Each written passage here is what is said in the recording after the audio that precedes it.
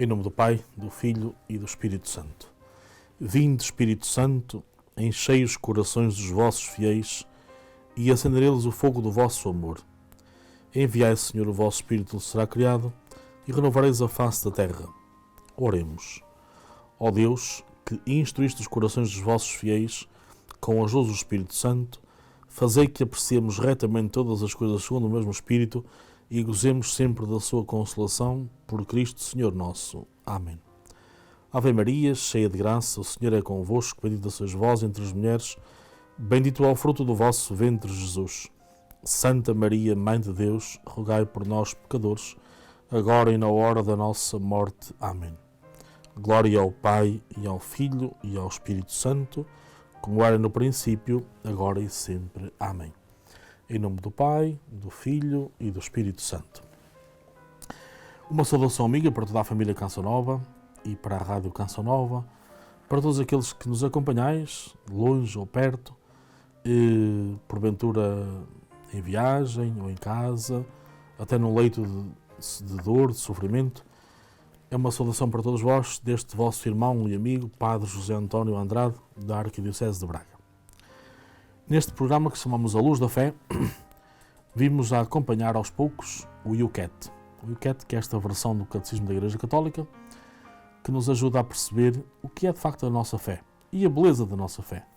Porque a fé é uma beleza, é um encontro com Deus, que é o belo por excelência.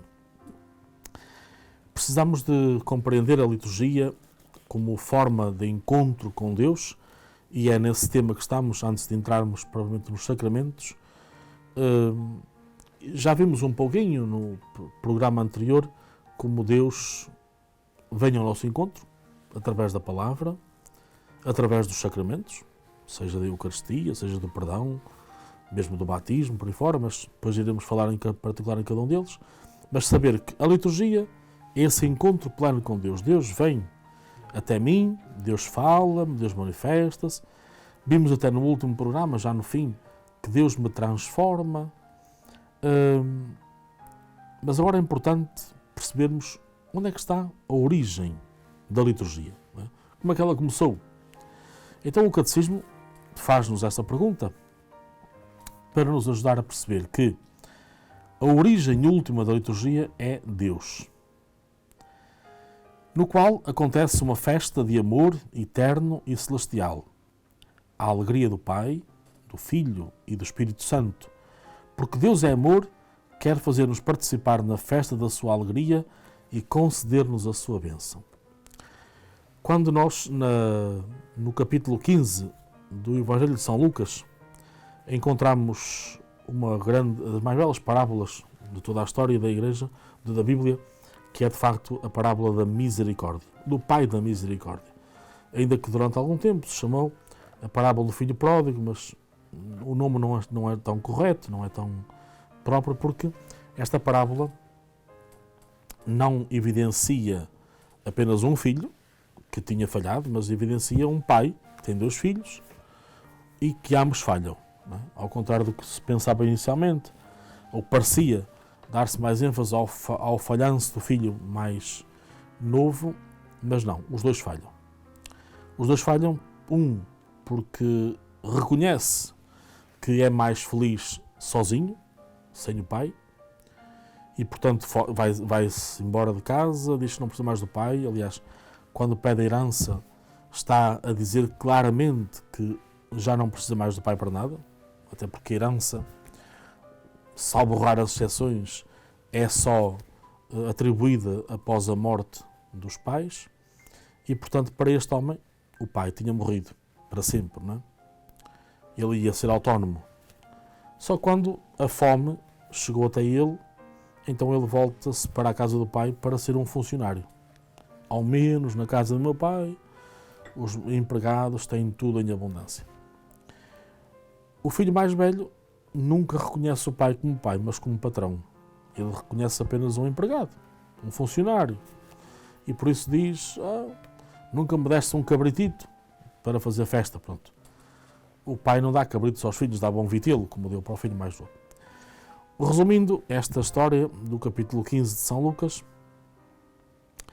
aquilo que o pai faz é acolher os dois filhos com o mesmo encanto, com a mesma alegria, com a mesma serenidade, com a mesma simpatia, nunca permitindo que os filhos se tratem por empregados, por criados, que nunca vejam o pai como patrão, mas como pai, e por isso o pai reveste o mais novo com o anel, com as sandálias, com a túnica, mata o vitelo e faz uma festa, porque há um reencontro, não é?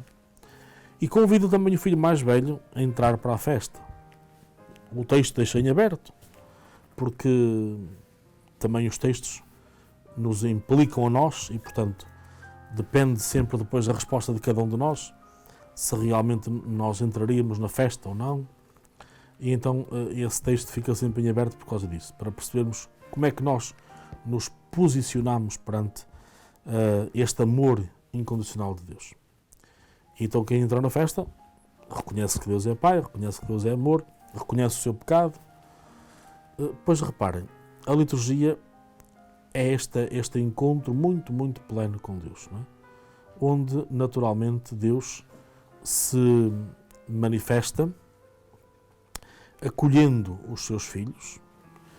E este Deus que por sua natureza é a comunhão, Deus Pai, Deus Filho, Deus Espírito Santo, que nos leva a participar com Ele nesta alegria e a fazer festa. Portanto, as celebrações são essa festa com Deus, não é?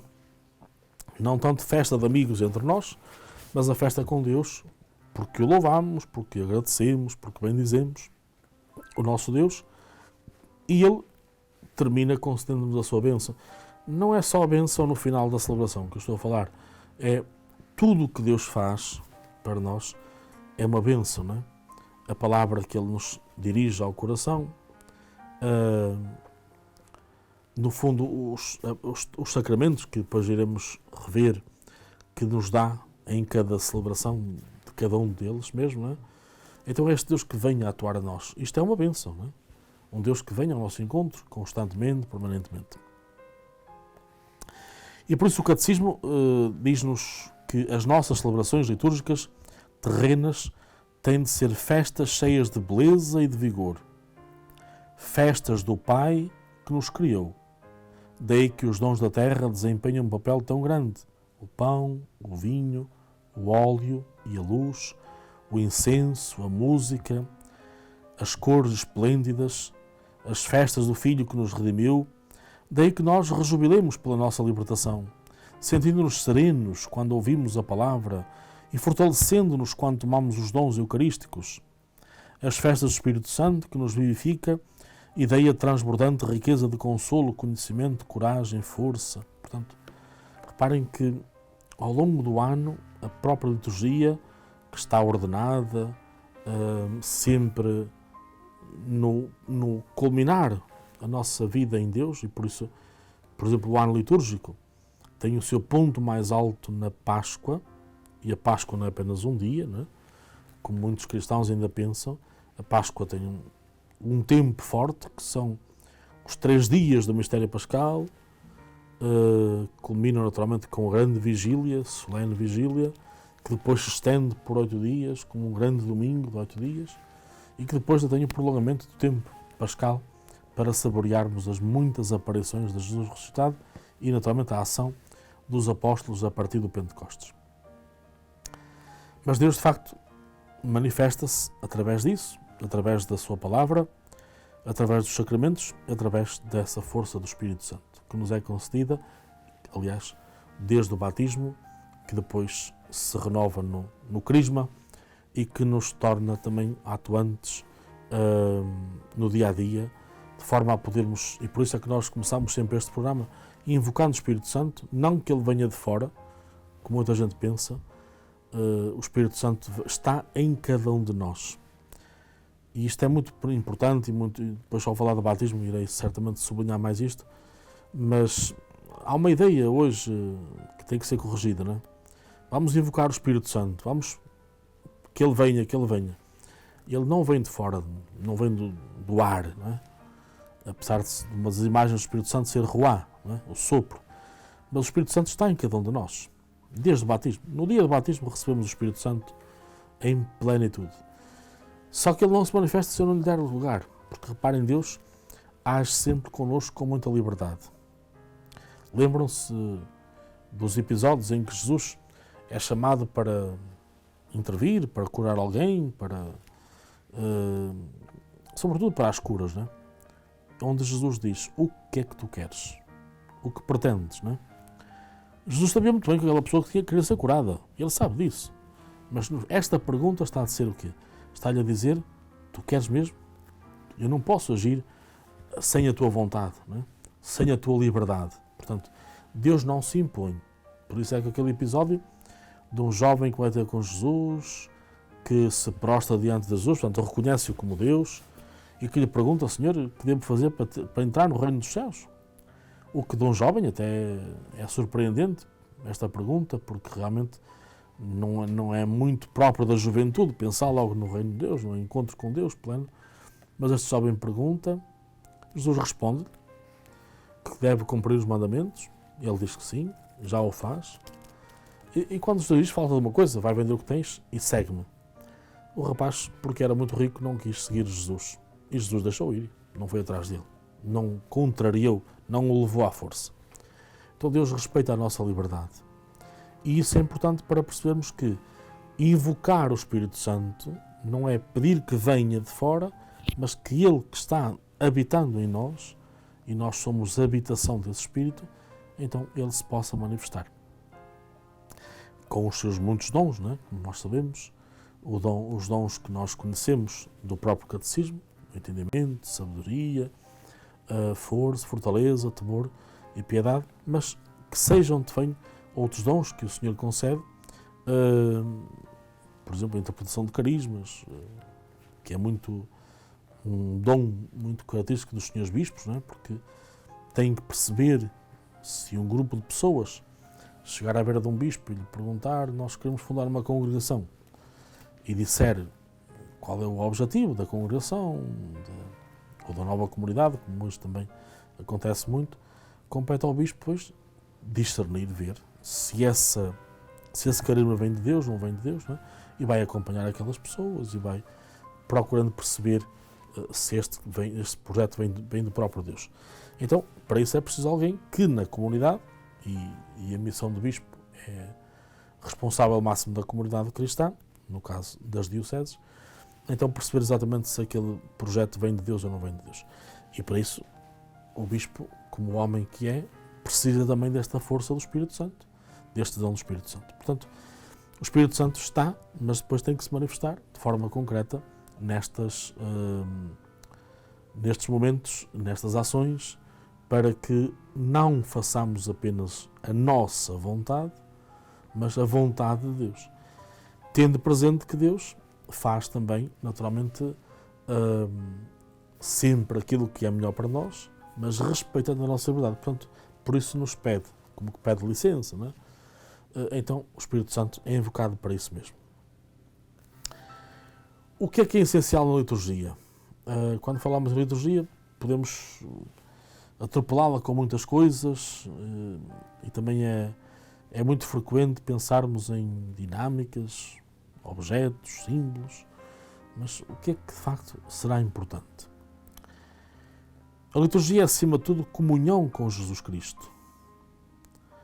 Cada celebração litúrgica, e não apenas eucarística, é uma pequena festa pascal.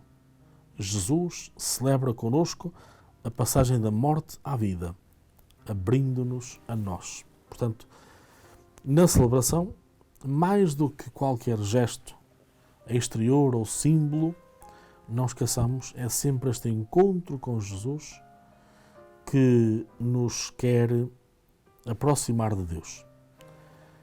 E a grande festa, e por isso dizemos Jesus celebra connosco a passagem da morte à vida, isto é, todos os dias, alguém dizia uma vez que o envelhecimento acontece todos os dias, ou seja, cada dia que passa estamos mais próximos de ser mais velhos e de morrer, naturalmente. Desde que nascemos até hoje, já me faltam menos tempo para a morte do que se calhar o tempo que já vivi, não é? Pronto, será normal, a lógica da vida é assim mesmo. Então o que é importante? Eu perceber claramente que quanto mais me aproximo de Jesus, quanto mais me encontro com Ele, mais próximo estou da vida. E, portanto, aqui quando se fala em morte, não estamos a falar apenas da morte biológica, porque essa vai acontecer com todos nós, mas a morte com o afastamento de Deus. Ou seja, o que é que eu quero fazer durante a minha vida? Aproximar-me de Deus, para que depois da morte biológica eu possa ver, tal como Ele é. Ora, então, cada celebração ajudar-me-á a aproximar de Jesus, a viver ao jeito de Jesus, a sentir ao jeito de Jesus. Portanto, então a passar sempre da tal morte, isto é, a diminuir o afastamento para aumentar a proximidade com Ele. Portanto, é este exercício permanente. Então, as celebrações têm este caráter, não é? Aproximam-nos de Deus. Como já vimos também num outro programa, Deus transforma-nos, não é? Mas é preciso que eu queira, repito, mais uma vez a liberdade do ser humano. Se Deus que me quer transformar, mas eu não aceito, Ele respeita a minha liberdade. Como respeitou aquele jovem que não foi capaz de se aproximar, de seguir Jesus por causa dos seus muitos bens. Então reparem, esta presença real, esta presença viva de Jesus em cada celebração, não apenas da Eucaristia, mesmo na liturgia da palavra. Então por isso, nunca devemos ver, por exemplo, a celebração da palavra como uma coisa menor. Não é? É evidente que a Eucaristia é o ápice, não é? É o ponto mais forte da vida cristã. Mas uma liturgia da palavra bem celebrada é também encontro com Deus. Porque se trata de privilegiar a palavra de Deus, o encontro com essa palavra. A palavra de Deus é como a chuva que cai, que transforma, que renova, não é? E por isso é que eu terminei um programa anterior deixando aquela pergunta no ar: o que é que Deus tem transformado em mim? Não é? Que transformação tem havido na minha vida, dado que há X anos, há Y anos que já venho celebrando a minha fé. Para agora entrarmos também num dos temas belos do nosso catecismo e da nossa própria fé, que são os sacramentos. A palavra sacramento significa sinais reais, visíveis, da presença de Jesus no meio de nós. De facto, são aqueles momentos que ao longo da nossa vida, porque na nossa vida temos muitas fases, não é? A fase do crescimento, da juventude, da idade adulta, da maturidade, não é? Depois também há de chegar a fase da queda, porque da velhice.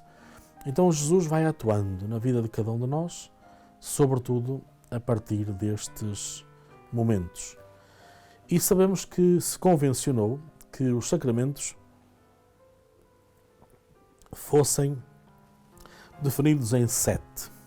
7 porque também é um número de perfeição, mas por serem aqueles sinais onde o Senhor se vai manifestar ao longo da vida.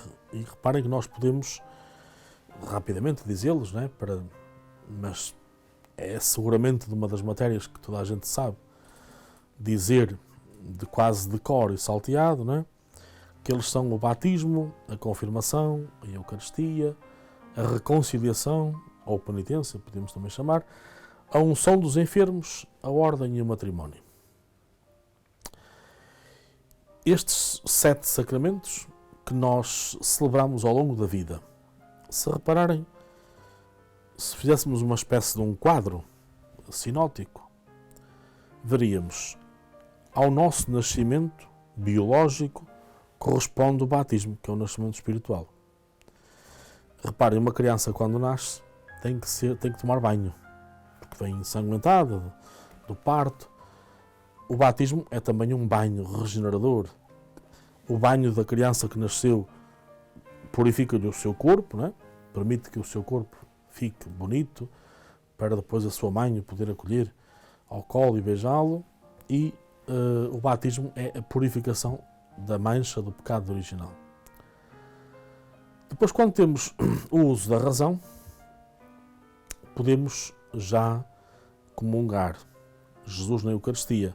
Quando é que a criança pode tomar os alimentos, enfim, já com mais substância, com mais maturidade, é também nessa idade do uso da razão, em que sabe distinguir naturalmente o que deve comer, o que não deve comer, como até deve comer, pronto. Depois temos na juventude a idade da energia, do dinamismo, do aventureirismo, que é próprio dos jovens, não é? Um jovem que não fosse aventureiro, não fosse jovem, não seria jovem, seria porventura, podia ter idade de jovem, mas ser um mais antiquado, não. Mas faz parte dessa característica da juventude, o aventureirismo, digamos, o dinamismo concreto. Então recebe-se aí o crisma que aparece na Bíblia como o ruá, o sopro, o vento da brisa suave, a água que purifica também, que regenera, tantas imagens, não é? A figura em forma de pomba para mostrar a suavidade, a candura, não é? Então o Espírito Santo, entrando através do crisma da confirmação, do batismo, naquele jovem, vai naturalmente fazer com que ele seja um jovem com a sua própria idade, com o seu dinamismo, mas também a nível da fé, onde não se envergonha de dar testemunho da sua fé, onde dá de facto um testemunho belíssimo de Jesus Cristo, portanto, alguém que se deixa orientar, não por ele mesmo, mas por essa força que o habita. E temos também, eu deixei de propósito 2 sacramentos para trás, para percebermos já porquê, mas temos, digamos, a ordem e o matrimónio, que são sacramentos próprios da idade adulta, não é? De uma certa maturidade, ainda que na juventude, porque quem casa ainda é jovem, quem se ordena padre também ainda é jovem. E depois há casos sempre excepcionais, como é normal da vida. Mas estes 2 sacramentos, repito, são celebrados na idade adulta, não é? Dentro da juventude, mas para a idade adulta. Eles estão os 2 associados, fazem parte do mesmo grupo, ainda não falei dos outros grupos, mas estes são de ordem de comunhão e serviço, não é? A ordem e o matrimónio, porque quem se ordena, quem é ordenado padre, não é quem se ordena, porque ninguém se ordena sozinho, mas é ordenado por outro, pelo bispo. Quem é ordenado padre é para fazer a comunhão com Deus e com os irmãos, por isso, sacramento de comunhão, e de serviço, para servir os irmãos que lhes estão confiados. O mesmo se passa com o matrimónio. O matrimónio é um sacramento de comunhão entre a esposa e o marido, e é um sacramento de serviço, porque o casamento gera vida, quer a vida biológica através dos filhos, quer depois a fecundidade do dia-a-dia, da vida dos cristãos, também no meio da sociedade. Então repare, ao longo da nossa vida nós vamos acompanhando, eu vou deixar depois para outro programa os restantes sacramentos, nesta introdução que nós estamos agora a fazer, para que depois possamos perceber claramente porque é que uns têm idades mais ou menos marcadas e outros não têm essas idades marcadas. Mas depois veremos isso. Procuremos agora também, aconselho-vos a lerem no Catecismo esta parte da introdução aos sacramentos, da liturgia, para que a gente depois também possa, não apenas o padre ou o bispo que tem a missão de se presidir bem, mas nós também, fiéis irmãos, leigos em Cristo, possamos celebrar bem e fazer bem a nossa parte dentro da própria liturgia. Então, para isso aconteça, peçamos a bênção de Deus para sermos mais fiéis a essa missão que nos é confiada. A bênção de Deus Todo-Poderoso deixa sobre nós, em nome do Pai, do Filho e do Espírito Santo.